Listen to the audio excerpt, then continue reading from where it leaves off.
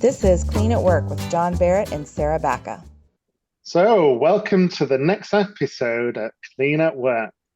This week we are with Tom Hoyland, a clean enthusiast for a couple of years now. Welcome, Tom.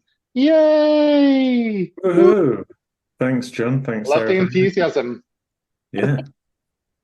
Good to be here. Yeah. Okay, so start with a little bit about yourself, Tom, and why you enjoy clean language so much. So I'm I call myself a broad spectrum Agile coach. I'm a bit of a practitioner. I like to be in teams working with them, mentor, providing coaching, and a professional facilitator. But the thing that I've really started to become really excited about is using clean language. I find it's a really powerful tool to get a lot of me out of the system and allow teams to surface what's happening within them and the system itself. It's really powerful. And over the last couple of years, I've been seeding it into working with teams and working with clients, either one-to-one, with one-to-one coaching and mentoring, or as part of larger transformations. It's really great for pulling out what people would like to have happen and how we can measure success. Oh, I love that. Get me out of the system. Absolutely, yeah. I mean, often there's too much of ourselves in the system. We can't help but inject our own biases and ways of thinking about things into the work that we do. But, clean is just so brilliant for being able to take all of those inferences, those models, those biases, those metaphors that we kind of like seed in there, not knowingly sometimes, but just get them out of the system and let the system reveal itself. Cool. And haven't you created a couple of tools or something I've read lately around clean language or helping with the team specifically? Yeah, it was actually at this year's Agile Coach Camp where the tools and the ideas were born. So it was great to get to the coach camp, but one of the ideas that came out of it was an idea around facilitation and creating a really short, snappy, easy to digest facilitation model. And it originated really from Agile scoping, Agile clean scoping, and the target model that Kaylin Walker had been developing. And I took that and bounced a couple of ideas around with colleagues, folks at Agile Coach Camp. And what came from that was what we call the Facilitation Fishing Circle, which it's turned out to be a really powerful and easy to use tool. Cool. Tell us a bit more about it. How is it so powerful? Well, I think the thing that's quite useful about it is it enables a team or an individual to fit in their head, or maybe on a beer napkin, a concept of how we can understand what's happening in a conversation, well, whether we're in a meeting, whether we're in a workshop, whether we're just having a conversation about what options we've got. Maybe we're going in a different strategic direction. There's a big decision coming up. What the fishing circle is really good at doing is asking people to really just confirm what is the topic that we're looking at as the central target. Outside of that, well, let's branch out from that using concepts like adjacency. What information do we have? What do we know? What facts exist? Is there any expertise or wisdom that we can bring into that? And then as the final ring, well, what options exist? But using that concept of adjacency and that model, you can start with the topic and ask the questions, well, what fact does this have to do with the topic that we're talking about? Mm. How does this relate back? And then when we start to move further out and understand what options exist, we can ask that question again. Well, how does that option or that different path link back to those facts that we've surfaced? And then how does that then link back to the topic? And what I found is it's really quite useful for getting teams to really focus in on how things are connected, but also to be able to surface when things are coming into the conversation that might not be connected. And it gives us a choice. Do we want to bring that into the conversation? Do we want to put that to one side and return to it later? Or do we want to actually change the target of what we're talking about based on what the system's saying? So you can really stay focused on the problem that you're trying to solve rather than going all over the place. Nice. Yeah, it's really useful. And for me, I can have it in my head when I'm having a conversation with somebody. And I can just say, okay, well, how does that fit back to that? And how is that related to that? And just help me out here. How are these two things connected? And it may be that I'm making the inference that that is a connection. It may be that other people are making that inference, but I would rather have the person that is saying that bring that to the surface themselves and challenge that. And how can we find out more about the tool, Tom? Sounds pretty Well, good. if it's, it's online, it's on GitHub at the moment. So what I'll be doing is publishing it on my website with a nice URL soon. And hopefully people will be able to find it in a much more easier way. But you can always catch it on LinkedIn. I'll be pushing those posts and making it visible. Okay, maybe we can put a link to GitHub in the description for people that want to give it a go. And it sounds like I can reach out on you and give you feedback on LinkedIn if they've got some thoughts on how it's working. Yeah, absolutely. You can always get me on LinkedIn. You can get me on Twitter, or X as it's now known. But yeah, get in contact. Feedback is your friend, as they say. Awesome. And you said that you did a lot of work on this in the Coach Camp, in the Agile Coach Camp UK last year. Say a bit more about that. What kind of, how did that work? Why was it so useful? And just a general overview of how you found the Coach Camp. I think Coach Camp was really valuable for me because it was a really comfortable and it was a really relaxed space where you could come together with experts and people right at the beginning of their journey and really go deep on subjects. And you brought the subjects because it was an unconference. And everybody could put something up there, understand what that topic is, and then collaboratively explore it. And you could go as deep as you wanted to go. And some sessions lasted for half an hour. Some sessions lasted for up to over an hour in some cases, because we just kept going and going and going. And it was really powerful. But the real power came from the depth and that collaborative environment. Now, when I came to Coach Camp, I originally came with a different idea that I wanted to test. It was called the ABC model.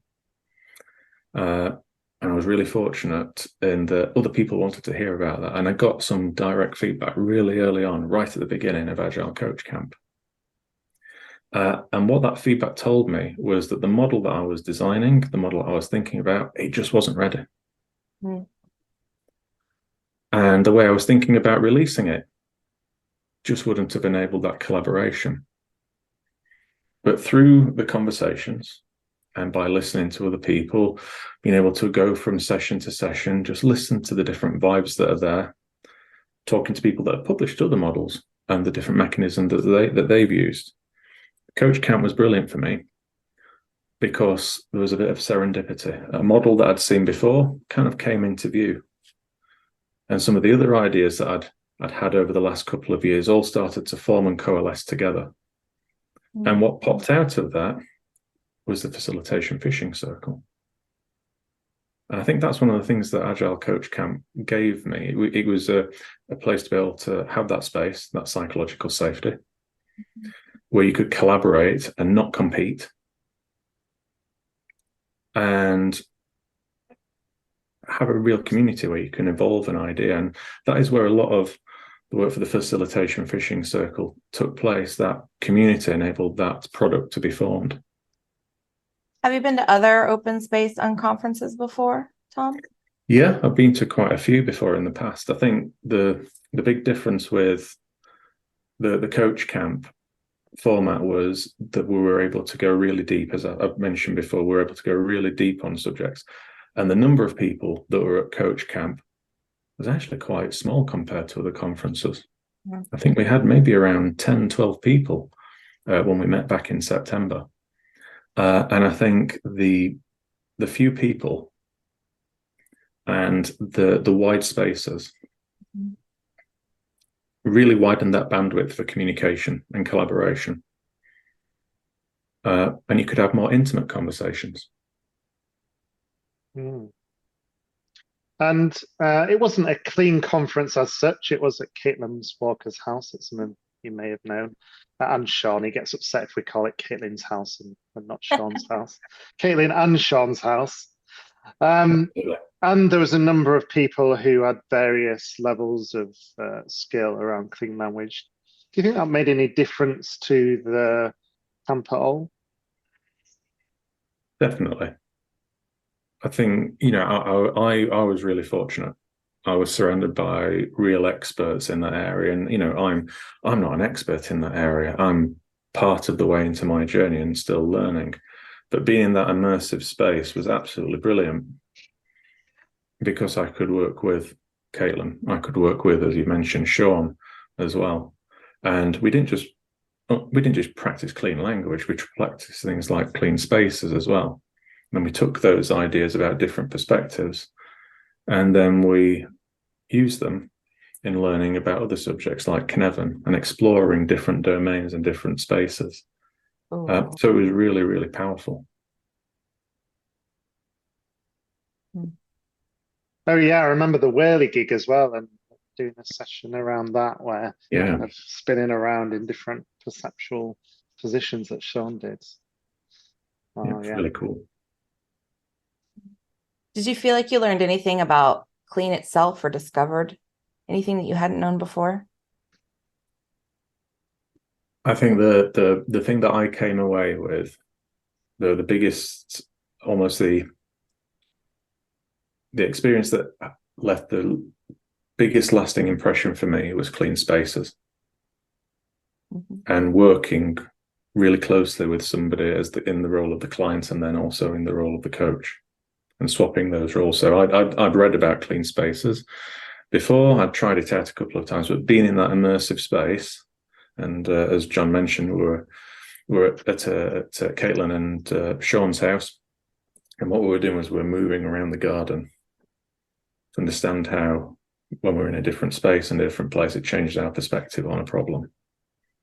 Now, that is something that I hadn't really experienced to that level before joining Agile Coach Camp. But the thing that really struck me was just how space and place change the way that you feel about a problem, and how you feel about a subject.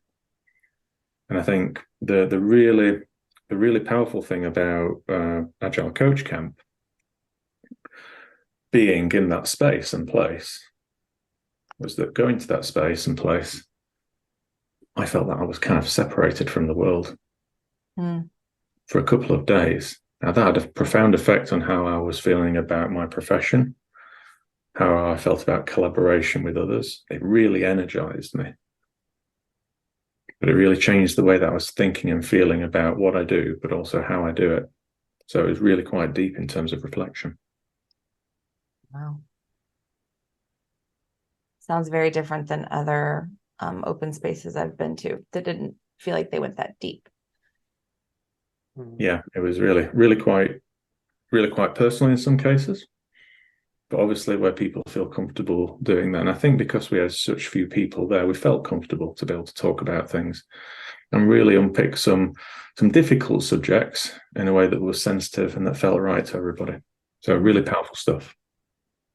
Okay, and the next coach camp is already out for 7th October to the 9th of October next year, again, and Caitlin at Sean's house in the Wirral. What would you say to people thinking, should I sign up or should I not? I would say sign up. I think if you look at the cost of the event versus what you get out of it, your return on investment has orders of magnitude. I got so much out of that investment that, John knows this. I've already bought my ticket to next year's, so I'll see you folks there, maybe. Yay! Yeah, absolutely. But it's really about that community and that setup.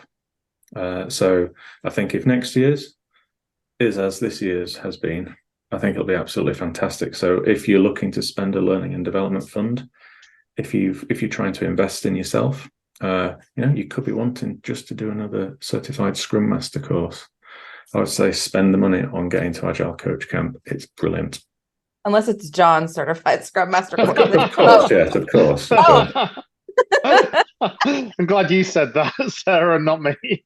I was just That'd thinking be weird, wouldn't it? Okay, we're near the end of the session today, Tom. Feel like we've been on a little bit of a whirlwind. We've heard a bit about you, how you use Clean Language, this new exciting fishing tool, which really focused on adjacency. That's what I got out of it. And a little bit about Agile Coach Camp UK, which still has a couple of tickets left. Is there anything else you'd like to mention or talk about how you use Clean at your work? So I think Clean is one of those things that has wedged itself in my mind. It's a tool that I feel comfortable leaning on. Now, a couple of years ago, quite a few years ago, I really became interested in NLP, so neuro-linguistic programming. And I became enthralled with it, and then less so over the years. So when I became aware of Clean Language, it's something that I just felt natural to me just to lean into. But I could also start to see how I was getting into the problems of other people, my biases, my viewpoint, and the words that I use. So I found it really powerful, and I find it really useful for working out what a team and what individuals need to be at their best. So using something like a Clean setup is such a low impact, low energy tool to be able to extract from people what they need to be at their best to be able to perform in a team, to be able to share and surface that.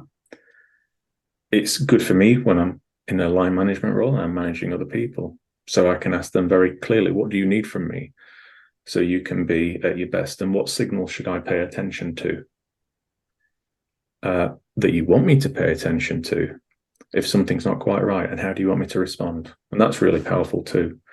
And I think, it's a tool. You've got a clean setup, but then things like Clean feedback, being able to separate evidence and observation from our inferences, that's an incredibly powerful tool for teams to be able to remove conflict and drama from what can be quite difficult situations on a day-to-day basis. It's really easy to be able to explain to a team the difference between those things. And then say, okay, well, what are you actually seeing here? What's actually happening? What's the impact to you? What's this thing in the middle? These stories that we're telling each other, these inferences, these things that we're making up. Is that happening for you? Is it happening for me? Or is that different? And finding a way to squeeze that out of the system. So, Clean feedback, and Clean setup and Clean language in general, it's a great thing that you can introduce to teams really easily, and it's a tool that teams can start using themselves. And that's a lot of what I've been doing over the last couple of years, just seeding those concepts into teams, giving them the tools, working with them, mentoring them in that space and training, and getting to a point where they can ask me, how am I feeling? What's happening with me? And what do I need to be at my best as I'm supporting those teams? Which is quite a powerful thing to be able to do.